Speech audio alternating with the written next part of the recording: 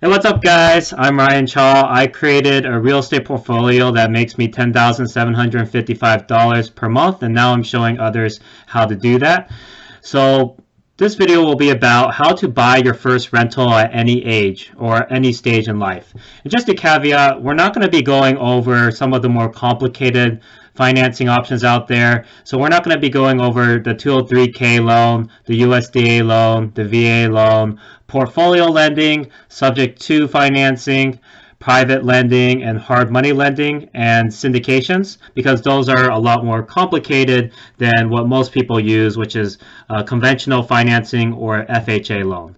So the four stages of life that I'm going to go through is if you're still in college, a new grad with student debt, new grad without student debt, and if you currently own a house and maybe you're settled down and have a wife and kids already. So let's start with if you're still in college. This is the best time to house hack. So basically you stay in one of the rooms and you rent out the other rooms to your college friends. You can do this with as low as a 3.5% down payment if you use something called an FHA loan. You do have to have like a job in order to do this, or if you have your parents co-sign, it'll be a lot easier to get an FHA loan. The advantages of this is you do capture the appreciation on the property, because after you graduate college, your house will probably be worth a good maybe 10% more than the price you purchased it at. So that's really great. And then the roommates are basically paying down your mortgage, and that's pretty much the definition of house hacking. So the second stage would be if you're a new grad student with a lot of student debt. So let's start with if you have a high interest rate student debt. If your interest rate's over 5%, I would recommend refinancing that. There's a lot of companies out there that offer refinancing options. SoFi is a great one.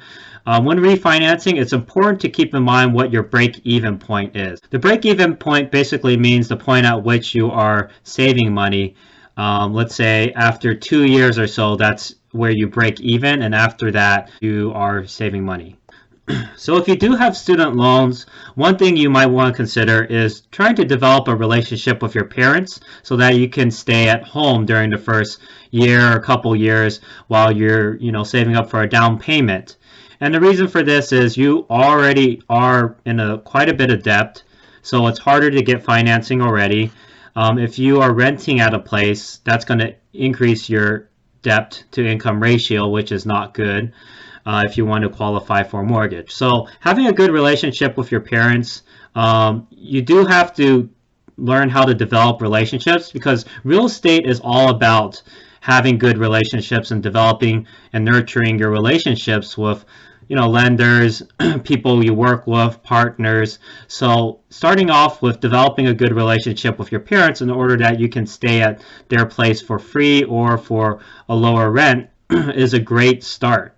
One other thing you want to do or consider is working overtime at your job if they allow it, or getting a second job because you want to get your first property as soon as possible. After that, your property will start appreciating, and then you could pull out that appreciation to buy more properties. But just getting started on the first deal is always the hardest, and so that's why it's very important that you try to decrease your debt and save as much cash as you can. In terms of financing the first deal, you can again do the FHA loan for 3.5% down. But if you do want better interest rates and better financing terms, you could do a conventional mortgage for 20% down. They do require 20% down, but you don't have to pay a lot of the higher closing costs or something called PMI, or personal mortgage insurance, that's associated with doing lower percentage down payment. So the third stage would be if you are a new graduate and you don't have any student loans. So this is a great circumstance. You really should take advantage of it because you're already ahead of your peers since you don't have student debt. I would go for a 20% down payment in this case, because you can save up to that 20% down payment a lot faster than most people can. You might be able to save up for it within a year, while most people might take 2 or 3 years to save up 20%. And that's why for the others, it might make more sense to get started doing a lower down payment like a 3.5% FHA loan. But for you, I would recommend doing a conventional 20% down payment because it's better loan terms, as we went over earlier. So the last stage is if you're older, you have a house already that you're living in, maybe you have a wife and kids. Now this stage, I recommend doing something called a HELOC, and I have a video on that already. You guys can take a look at my past YouTube videos. Basically, you take out the equity on your current home that you're living in, and you use that to put a down payment on your first rental. And this is great in many ways because you're putting that money to work. Equity that's just sitting there on the house, it's dead equity. It's not making you any money. The main job of money is to make more money. So just having that equity on the house just sit there is not really doing you any good. You want to either take it out as a HELOC, or if the interest rates are low, you can cash out refinance so you can have that cash to put a down payment on your first rental. And so that's it for today, guys. Please like and subscribe. If you have any questions about this video or anything I didn't address, please put in the comments below. And you guys have a good day.